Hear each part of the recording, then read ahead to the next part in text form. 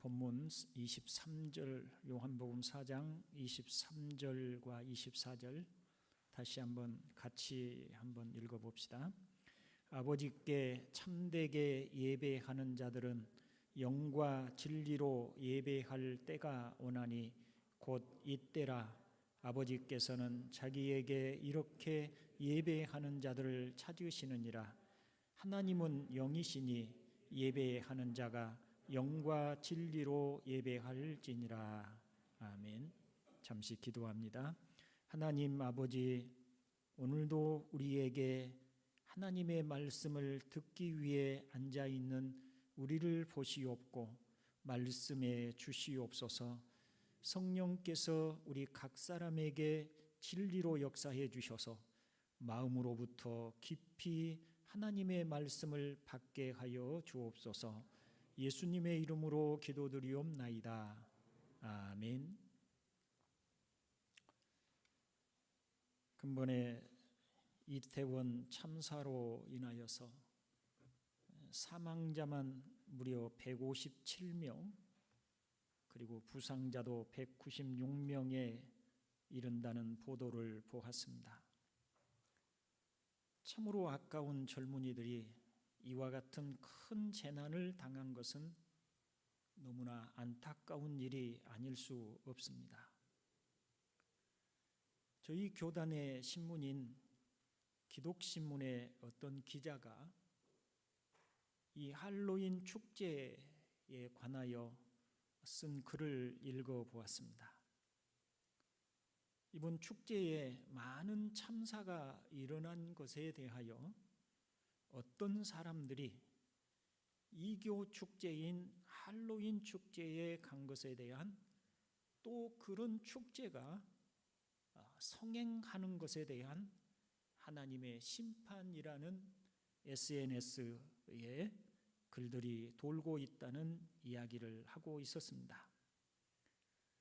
항상 어떤 사건, 사고가 일어나면 빠짐없이 등장하는 잘못된 신앙인들의 잘못된 표현 방식이 아닐 수가 없습니다. 주님은 당시에 실로암의 망대가 무너져 많은 사람이 죽은 것에 대하여 이런 말씀을 하셨습니다. 실로암에서 망대가 무너져 치여 죽은 18사람이 예루살렘에 거한 다른 모든 사람보다 죄가 더 있는 줄 아느냐? 너희에게 이르노니 아니라. 너희도 만일 회개하지 아니하면 다 이와 같이 망하리라. 재난을 당하여 죽은 사람들을 비난하며 저주하는 사람들의 잘못된 판단에 대하여 주님이 일침을 가한 것입니다. 자신들은 의롭고 재난을 당한 사람들은 죄가 많기 때문에 하나님의 심판을 받은 것으로 여기는 이와 같은 태도는 바리새인들의 모습과 다를 바가 없습니다. 하나님 앞에서 우리는 모두 죄인일 뿐이며 우리가 재난을 피하고 문제없이 살아가고 있는 것은 하나님께서 주신 은혜일 뿐이지 우리의 의로움 때문이 아닌 것은 너무나 당연한 사실입니다. 그러므로 재난을 당한 사람들을 함부로 비난하거나 하나님의 심판으로 치부하는 것은 성경을 아는 정상적인 그리스도인의 태도가 아닌 것을 알아야 할 것입니다. 그렇다면 우리는 재난을 당한 사람들에 대하여 그리스도인으로서 어떤 태도를 취하여야 할까요? 그에 대하여 사도 바울이 대답해 줍니다. 로마서 12장 15절로 16절을 함께 읽어봅니다. 즐거워하는 자들과 함께 즐거워하고 우는 자들과 함께 울라. 서로 마음을 같이 하며 높은 데 마음을 두지 말고 도리어 낮은 데 처하며 스스로 지혜 있는 채 하지 말라. 아멘. 여기서 사도 바울은 우는 자들과 함께 울라고 서로 마음을 같이 하라고 그렇게 권고하고 있는 것을 봅니다. 이것이 재난을 당한 사람들을 바라보는 또 그들을 대하는 우리 그리스도인들의 태도인 것을 믿으시기를 바랍니다.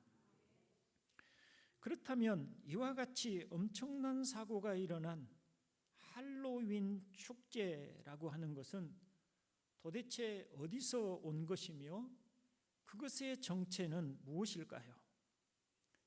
원래 할로윈 축제는 아일랜드의 원주민들인 켈트족과 관련이 있습니다.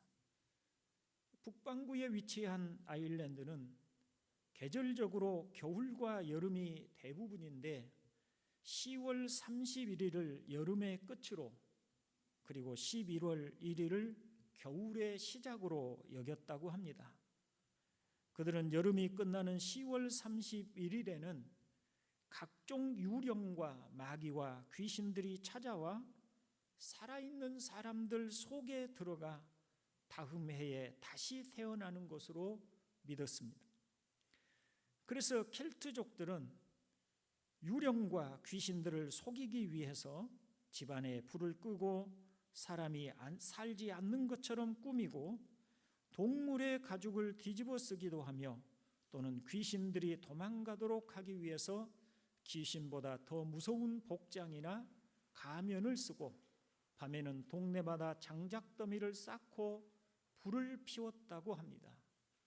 그들은 이런 풍습을 사메인이라고 이름을 붙였습니다. 주 4세기경에 로마 제국이 세계를 장악하였을 때 유럽의 대부분의 나라들이 로마의 속국이 되었고 켈트족의 이 풍습도 그대로 기독교 세계 안에 들어와서 퍼져나갔습니다. 그 후에 교황 그레고리 4세는 5월 13일로 지키던 모든 성인의 날 할로우데이라고 하는 그 날을 11월 1일로 바꾸고 그 전날인 10월 31일을 그 전야제로 정하여서 로마 카톨릭의 죽은 성인들에 대한 숭배와 켈트족의 사메인 종교 풍습을 함께 연계시켰습니다. 그것이 바로 할로윈 데이입니다. 그런데 교황청의 의도와는 무관하게 기독교계에서 할로윈이 거부감 없이 받아들여지고 퍼져나가게 됩니다. 그것은 할로윈과 더불어서 이날이 성인들을 숭배하는 날로 여겼기 때문입니다. 나중에 아일랜드와 스코틀랜드 사람들이 미국에 이주하면서 그 풍습이 대대적으로 미국 전역에 퍼지기 시작하였고 그것이 우리 동양에까지 이르게 된 것입니다. 현재 할로윈 데이는 사탄 숭배자나 악마주의자들에게는 최고의 명절로 자리를 잡았습니다. 그래서 매 할로윈 데이 때마다 세계 각처에서 사탄 숭배자들이 옛날 켈트족들이 행하던 대로 동물 제사를 드리고 심지어는 몰래 인신 제사를 드리는 경우도 있다고 합니다. 다시 말하면 원시 부족민들의 악한 풍습이 캐톨릭 신앙과 혼합되었고 이것이 현대의 상술에 이용되어 무분별하게 그 의미도 모른 채 전파된 경우라고 말할 수 있습니다. 할로윈 데이뿐만 아니라 사람들이 즐기고 좋아하는 여러 그런 축제들이 있습니다. 발렌타인 데이는 몇 가지의 유래를 가지고 있는데 그 중에 한 가지는 원래 카톨릭의 사제였던 발렌타인이 나이가 들어서 거동이 불편해지자 어려운 이웃들에게 편지와 선물을 보내서 사랑을 전했는데 1958년 일본의 초콜릿 회사에서 이것을 차용하여 마케팅 전략으로 발렌타인 데이를 만들고 그것이 우리나라에 전해지면서 어려운 이웃에게 사랑을 전달하는 취지는 사라졌고 그저 연인들이 초콜릿으로 사랑을 고백하는 날로만 자리를 잡았다는 설이 하나 있습니다. 또 한 가지는 3세기 로마 시대에 군인들의 이탈을 단속하기 위해서 결혼을 금지시킨 황제의 명령을 발렌타인 신부가 무시하고 결혼을 시켜준 죄로 처형되면서 그를 기념하여 젊은이들이 사랑을 고백하는 날로 지킨 것을 일본의 초콜릿 회사의 상술로 요즘과 같은 모습이 되었다는 이야기도 있습니다. 발렌타인데이가 여자가 남자에게 선물을 주는 풍습이었다면 화이트데이는 남자가 여자에게 사탕을 선물로 주는 날이라고 합니다. 이 화이트데이는 일본의 제과업계에서 만들어 전파시킨 날이라고 합니다. 그 밖에도 빼빼로데이와 같이 이런저런 상술들을 통해서 젊은이들이 즐기는 날들은 대부분 장사를 하는 사람들이 만들어낸 결과들인 것을 알 수가 있습니다. 이로부터 사람들은 갖가지 즐길 만한 일들을 만들어 고단한 삶에서 활력을 찾고자 했습니다.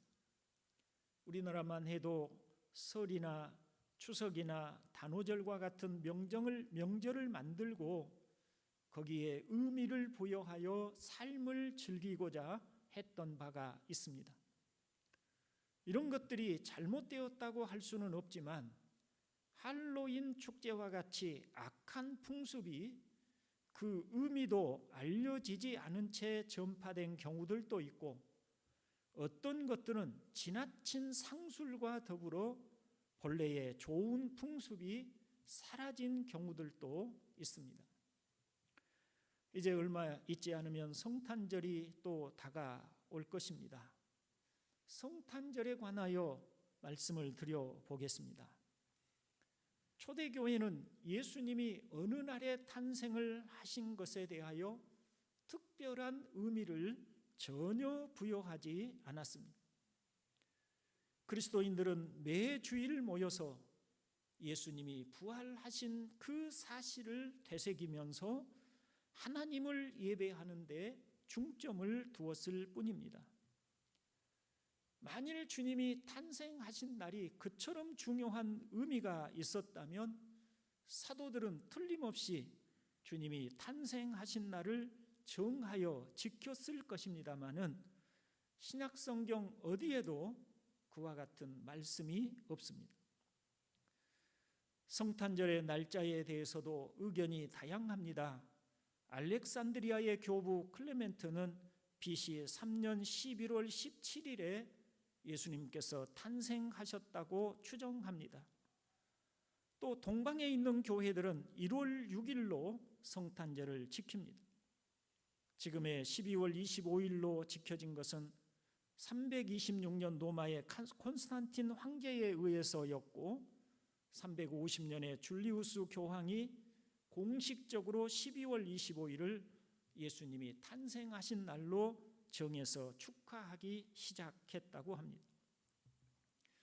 성탄절의 행사 또한 유럽의 풍습과 여러모로 결합되었습니다. 로마와 유럽의 사람들의 축제가 대부분 12월에 있었는데 이런 각종 축제에는 사람들이 특별한 음식을 장만했고 푸른 나무 잎들로 집을 장식했고 노래를 부르며 선물을 주고 받았었습니다. 이러한 로마 시대의 풍습들이 서서히 성탄절의 한 부분으로 자리를 잡아서 추리를 한다든지 각종 장식을 하고 축제처럼 즐기게 되었던 것입니다. 그 중에 산타크로스 기원에는 여러 가지 설이 있지만 대체로 AD 341년경 소아시아 지방에서 출생한 상투스 니콜라우스의 이름에서 유래되었다고 합니다. 니콜라우스 감독은 네덜란드에서 감독으로 있으면서 구제와 봉사와 가난한 사람들에게 재산을 분배한다든지 미혼녀를 구제하는 것과 같은 자선심이 심히 많았던 사람으로 남몰래 많은 선행을 베풀었던 것으로 알려졌습니다. 성탄절과 아무런 관계가 없는 누돌프 사슴과 같은 것들은 이런저런 이유로 여러 풍습들이 결합되어 첨가된 것들입니다.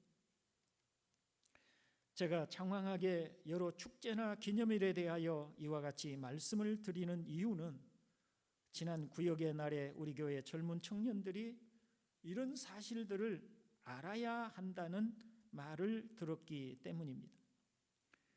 그러나 또한 중요한 신학적인 의미도 있기 때문에 제가 오늘 설교의 제목을 잡았습니다.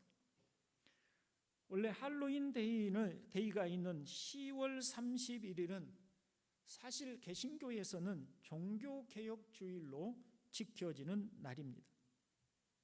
마틴 루터가 로마 캐톨릭에 대항하여 종교개혁을 일으켰던 이유는 로마 캐톨릭이 여러 우상 문화와 결합하여 진리에서 벗어나 버렸기 때문입니다.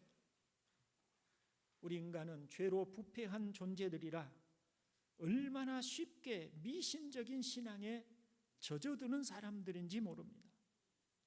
예를 들어서 어떤 사람이 심하게 머리가 아픈데 약을 먹어도 소용이 없습니다.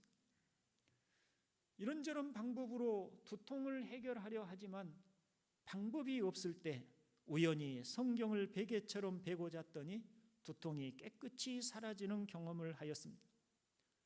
다음에 또 그와 유사한 경험을 하였습니다. 그러면 이 사람은 자신이 성경을 베고 잤더니 병이 나았다고 간증을 하고, 또 그것을 들은 사람들은 성경을 베고 자면 병이 낫는다는 미신적인 신앙에 젖어들게 됩니다. 이것이 바로 진리를 떠난 죄로 부패한 우리 인간들의 본성입니다. 당시 로마 캐톨릭은 일반 성도들은 알아듣지도 못하는 로마 시대의 언어인 라틴어로 성경을 읽고 그저 미사에 참여하고 성찬에 참여하는 것을 신앙생활의 핵심으로 알았습니다. 성모 마리아상과 같은 형상을 만들어 놓고 그 앞에 빌고 기도하면 바라는 소원이 이루어진다는 미신적인 신앙이 파다하게 퍼졌습니다. 지금도 중남미라든지 필리핀과 같은 캐톨릭 신앙이 성행하고 있는 곳에 가면 곳곳에 성모 마리아 상에 발들이 반질반질한 것을 볼 수가 있습니다. 어떤 곳은 너무 많이 만져서 심지어 그 발의 모양이 닳아서 없어지는 그런 경우들도 있다고 합니다. 왜냐하면 사람들이 성모 마리아의 발에 손을 얹고 기도하면 자신들의 기도하는 소원이 훨씬 더 잘 이루어진다고 생각하기 때문입니다. 진리가 그 속에 없기 때문에 형식적인 모양으로 신앙생활을 하고자 했던 것이죠. 그러니 할로윈과 같은 잘못된 문화들이 쉽게 기독교 신앙에 들어올 수 있었던 것입니다. 종교개혁은 그와 같이 진리를 떠난 신앙을 진리로 돌아오게 하는 신앙 회복 운동이었던 것입니다. 그렇다면 우리 신앙의 핵심은 무엇이어야 할까요? 오늘 우리가 읽었던 본문은 사마리아 여인의 질문에 대한 예수님의 답변입니다. 사마리아 여인은 어디에서 예배를 드려야 하느냐? 그리심산에서 드려야 하는가? 예루살렘에서 드려야 하는가? 장소를 묻고 있는데 예수님께서는 장소가 아니라 예배하는 방식이 중요함을 말씀하신 것입니다. 어디에서도 말고 그리심산이든 예루살렘이든 장소가 중요한 것이 아니고 영과 진리로 예배하는 때가 지금 왔다고 말씀을 하고 계시는 것입니다. 장소에 집착했던 사마리아 사람들과 비슷한 생각의 신앙을 가진 사람들이 바로 로마 캐톨릭, 중세 로마 캐톨릭이었다고 말할 수가 있겠습니다.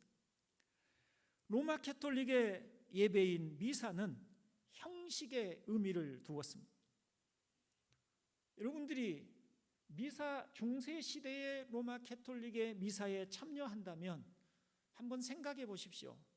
고대 언어인 라틴어로 신부가 미사를 집례합니다. 무슨 말인지 알아들을 수가 없습니다. 일어서라고 하면 일어서고 앉으라고 하면 앉습니다. 성경도 라틴어로만 되어 있기 때문에 신부가 읽어주는 성경이 무슨 뜻인지 전혀 알아듣지 못합니다. 당시 로마 캐톨릭의 신앙은 그저 미사에 참여하면 그것이 공적이 되어서 구원에 이르게 된다고 가르쳤고, 그러므로 당시 중세시대의 캐톨릭 신자들은 그저 미사에 참석하고 그리고 신부가 그 입에 넣어주는 성찬을 먹음으로 자신들이 구원에 이른다는 생각을 가지고 있었던 것입니다. 그러나 마틴 루터를 비롯한 종교개혁자들은 형식이나 장소와 같은 것들을 중요시하는 그와 같은 신앙을 단호히 배격하였습니다. 주님이 말씀하신 바와 같이 참된 예배는 영과 진리로 드리는 예배임을 천명한 것입니다. 그러므로 종교개혁과 함께 가장 먼저 하였던 일은 성경을, 라틴어로 된 성경을 일반인들이 읽고 이해할 수 있도록 자국의 언어로 번역하였습니다. 위클리프라고 하는 사람은 영어로 성경을 번역하였고, 그리고 마틴 루터는 자신의 고국인 독일어로 성경을 번역한 것입니다. 오늘날 우리가 쉽게 읽을 수 있는 성경을 가질 수 있었던 이유는 바로 이 종교개혁자들의 공로인 것입니다. 그렇다면 영과 진리로 드리는 예배는 어떻게 하는 것일까요? 우리가 드리는 예배에는 목적이 있어야 합니다. 여러분은 예배의 목적이 무엇이라고 생각하십니까? 예배의 목적은 하나님을 만나고 하나님께 영광을 돌려드리는 것입니다. 그런데 하나님께 영광을 돌려드린다는 것이 무슨 의미인지를 알아야 합니다. 하나님께 영광을 돌려드린다는 말을 우리는 입에 붙은 말처럼 자주 사용을 합니다. 하나님께 영광을 돌려드립니다. 우리는 자주 사용하는 말입니다. 그럼 무엇으로서 하나님을 영화롭게 한다는 말입니까? 우리가 아름다운 찬송을 사부로 흔들림 없는 그런 음감을 가지고 노래를 부르면 그것이 하나님께 영광이 되는 것일까요? 아니면 사람들의 박수를 받을 만한 좋은 일을 많이 해서 하나님께 공로를 돌려드리는 것이 하나님께 영광을 드리는 것일까요? 하나님께 영광을 돌려드린다는 의미는 단순합니다. 하나님이 계신 것을 인정하고 하나님 앞에 나아가서 그분이 가르쳐 주시는 말씀을 듣고 그분이 하시는 말씀을 따라 우리의 삶이 변화되는 것입니다. 옛날에 유교를 가르쳤던 사람들이 있던 시대에 한 스승이 제자들을 가르칩니다. 공자와 맹자의 도를 가르칩니다. 그때 그 스승은 단순히 공자와 맹자가 이렇게 말했다고 글자만을 가르치는 것이 아니었습니다. 공자가 이렇게 말한 의미는 무엇인지, 맹자는 무슨 의도로 이런 이야기를 했는지, 그러니 우리는 어떻게 살아야 하는지를 제자들에게 가르쳤던 것입니다. 그러면 제자들이 그 공맹의 도를 배워서 그것을 자신들의 삶의 모습으로 바꾸어서 그 공맹의 지도를 따라서 살아가면 그것이 스승의 영광이 되었습니다. 우리가 가정에서도 그와 같은 사실들을 볼 수 있어요. 부모가 어린 자녀를 양육할 때 사람은 이렇게 살아야 한다, 너희는 내 자녀들로서 이렇게 살았으면 좋겠다라고 부모가 자녀들에게 늘 교훈하고 가르칠 때 그 자녀가 부모의 가르침을 따라서 그렇게 살아가면 그것이 부모의 기쁨이고 영광이었습니다. 우리가 원래는 죄 아래에 살던 사람들로 하나님이 계신 것도 알지 못했고 진리의 길도 깨닫지 못했고 어떻게 살아야 하는지도 알지 못했고 죄로 부패한 그 속성을 가지고 죄인들이 살아가는 삶의 풍습들을 그대로 이어받아서 그것이 사람이 살아가는 도리인 줄 알고 우리가 그렇게 살아가던 사람들이었습니다. 그런데 하나님이 예수님을 통해서 우리를 구원하여 주셨습니다. 그리고 하나님이 계신 것을 알게 해주셨습니다. 하나님께서는 너희가 지금까지 살아가던 삶의 방식이 죄인들의 삶이며 하나님의 심판을 받을 만한 악한 삶인 것을 가르쳐 주시고 하나님의 자녀들은 이렇게 살아야 한다고 진리의 도를 우리에게 가르쳐 주십니다. 하나님의 백성은 이렇게 살아야 한다. 하나님은 이것을 기뻐하시는 삶이라고 여기신다라고 우리에게 말씀해 주십니다.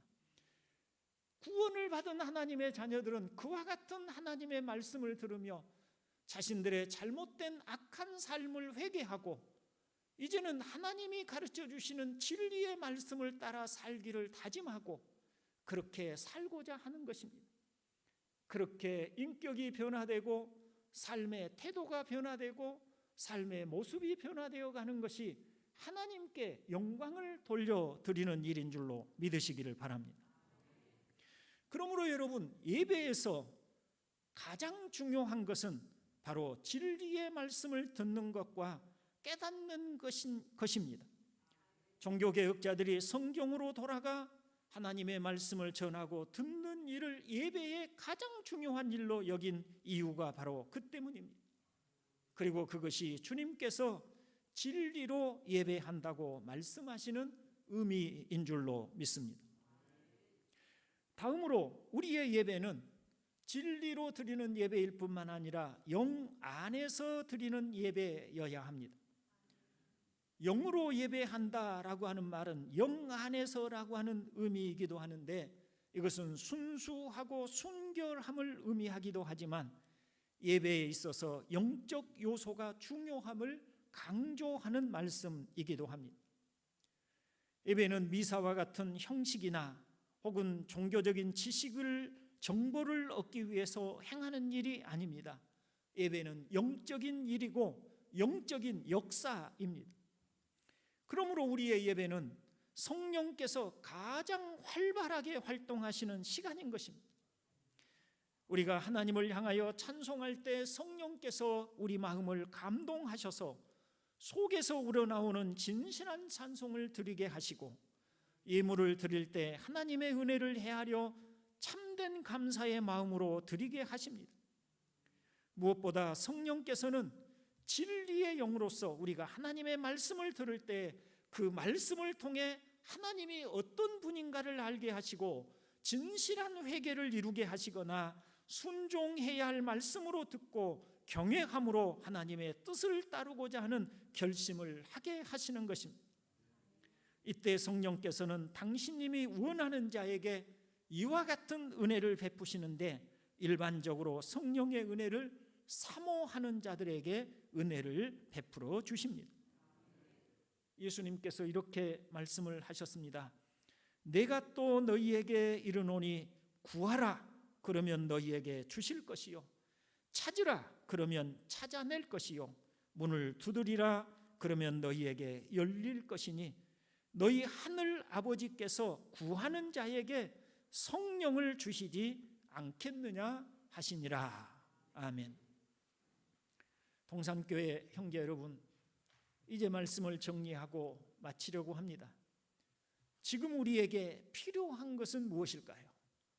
진리의 말씀을 깨닫고 그 말씀을 따라 변화된 삶을 살아갈 수 있도록 성령의 은혜를 구하고 사모하는 것인 줄로 믿습니다. 사도 바울은 말하기를 성경은 능히 너로 하여금 그리스도 예수 안에 있는 믿음으로 말미암아 구원에 이르는 지혜가 있게 하느니라고 말씀을 하셔서 하나님의 말씀을 통해 구원에 이르는 길을 배우고 믿음으로 구원을 얻게 하여 주십니다. 말하자면 성경을 통해서 우리는 구원 얻는 길을 따라서 배우게 되고 구원을 얻는다는 것입니다. 또한 더불어서 디모데후서 3장 16절로 17절을 말씀하지요. 함께 읽어봅니다. 모든 성경은 하나님의 감동으로 된 것으로 교훈과 책망과 바르게 함과 의로 교육하기에 유익하니 이는 하나님의 사람으로 온전하게 하며 모든 선한 일을 행할 능력을 갖추게 하려 함이라. 아멘. 항상 하나님의 말씀을 듣고 배움으로 그 속에서 하나님의 자녀가 어떻게 살아야 하는지 교훈을 받고 때로는 책망을 받으며 하나님의 사람으로 온전하게 되어 하나님의 자녀다운 선한 삶을 살고자 하는 것이 지금 우리에게 예배하는 자에게 가장 중요하고 필요한 일인 것입니다. 종교개혁을 통해 개혁교회가 나타난 이유는 바로 이것이었습니다. 마틴 루터가 가장 존경하였던 인물로 루터 이전의 개혁자였던 지롤라모 사보나롤라라고 하는 사람이 있습니다. 그는 이태리 사람으로서 수도자였습니다. 그가 성경을 깊이 연구하다가 말씀을 통해서 예수 그리스도를 깊이 이해하게 되었습니다. 그는 피렌체의 유명한 두오모 성당에서 피를 토하는 설교를 하게 됩니다. 그 당시에 미사가 라틴어로 이루어져서 사람들이 무슨 설교를 하는지 알아듣지도 못하고 있을 때 이 사보나롤라는 사람들이 알아듣는 말로 예수 그리스도와 성경의 진리를 깊이 있게 증거를 하였습니다. 그러므로 그의 설교를 듣고자 많은 사람들이 몰려들었는데 10시 30분이 되면 성당의 문을 닫습니다. 그래 미처 오지 못한 사람들이 이 사보나롤라의 설교를 듣고자 창문 틀에 매달려서라도 그의 설교를 듣고자 했다고 합니다. 그의 설교가 널리 알려지면서 교황청에서 위기를 느끼고 사자를 파견을 합니다. 교황청의 사자로 온 사람이 그의 설교를 듣기 위해 자신의 신분을 감추고 예배당에 들어왔는데 사보나롤라의 설교를 듣고 많은 사람이 예배당 바닥을 뒹굴고 회개에 뜨거운 눈물을 흘리는 것을 목격합니다.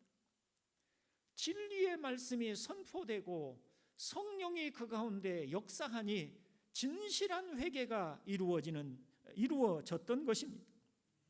그는 예배가 끝난 후에 사보나롤라를 만나서 설교를 중단하면 특별히 주교로 임명해 주겠다는 교황의 제안을 전합니다. 이때 사보나롤라는 자신의 대답을 다음 설교 시간에 알려주겠다고 하지요. 사보나롤라는 다음 설교에서 이렇게 외칩니다. 주교의 화려한 면류관을 쓰느니 순교의 뜨거운 피를 흘리겠다고 외쳤습니다. 결국 그는 화형을 당해서 순교자가 되었습니다. 동산교회 성도 여러분, 성령의 감동을 따라 진리의 말씀을 듣고 그 말씀을 순종하여 살고자 하면, 진리가 그 마음에 역사하면 신천지의 유혹에 넘어갈 이유가 없습니다. 예배 때마다 하나님의 말씀이 자신의 가슴을 적시고 성도가 살아가야 할 바를 마음 깊이 깨닫고 교훈을 받는데 그 안에서 하나님의 백성으로 어떻게 살아가야 하는지를 알고 감사하는데 어찌 다른 교훈에 귀를 기울일 이유가 있겠습니까? 또한 이렇게 진리를 알고 진리를 사랑하고 진리 안에서 교훈을 받으면 귀신의 탈을 쓰고 유흥을 즐기는 할로윈 축제와 같은 것들을 배우지 않아도 가고 싶은 마음을 갖지 않을 것입니다. 진리가 우리의 삶에 녹아들어 주님의 형상으로 변화되어 가면 우리를 구원하시고 말씀으로 가르치신 하나님께 영광이 됨을 기억하시기를 바랍니다. 그러므로 이 악한 세대에서 우리는 무엇을 따라 살아가야 하겠습니까? 무엇으로 하나님을 예배해야 하겠습니까? 하나님의 말씀이 우리의 비침을 잊지 않기를 주님의 이름으로 축원을 드립니다. 이 시간에 우리 함께 기도합니다. 오늘 말씀을 따라서 하나님께서 우리에게 진리를 따라 행하는 신앙이야말로 참된 것임을 가르쳐 주셨는데, 오늘 예배에서 우리는 얼마나 하나님의 말씀을 듣고자 하였는지, 또 그 말씀을 사모하였는지, 하나님이 우리에게 은혜를 주사 말씀의 역사가 항상 예배 시간마다 있게 해주시기를 함께 기도하겠습니다. 자비로우신 아버지 하나님, 오늘도 우리에게 우리의 예배가 어떤 예배여야 하는지, 진리 안에서 영으로 드리는 예배가 어떤 예배여야 하는지를 가르쳐 주셨습니다. 아버지 하나님, 우리 동산교회 예배 가운데 성령께서 충만하게 역사하시고 성령의 감동과 감화가 있으며 진리를 깨닫게 하시는 은혜가 있기를 원합니다. 또한 아버지 하나님, 저희들 하나님의 말씀을 귀 기울여 들으며 진리를 사모하며 하나님께서 자녀된 우리에게 무엇을 가르쳐 주시는지 그것을 듣고 깨닫는 우리가 될 수 있도록 은혜를 베풀어 주시옵소서. 말씀을 소홀히 하고 진리를 귀 기울여 듣지 않는 아버지 하나님, 완악하고 악한 심령이 되지 않도록 우리 모두에게 은혜를 베풀어 주시옵소서. 하나님 아버지께서 우리 동산교회 형제들에게 오직 영과 진리로 예배할 수 있도록 은혜 주옵시기를 원합니다. 하나님 우리 아버지, 오늘도 우리에게 예배하는 자리로 나올 때 말씀을 우리에게 주셨습니다. 아버지 하나님, 오늘 우리에게 주신 말씀을 항상 사모하고 성령께서 그 말씀을 우리 안에 깨닫게 하여 주시고 우리 마음에 새겨 주시옵소서. 말씀이 우리를 교훈하시고 말씀이 우리를 온전케 하시고, 그래서 하나님의 자녀다운 삶을 살아갈 수 있도록 역사해 주시옵소서. 그러므로 하나님께 영광이 되게 하여 주시옵소서. 구주 예수 그리스도의 이름으로 기도드리옵나이다. 아멘. 자리에 일어서시겠습니다.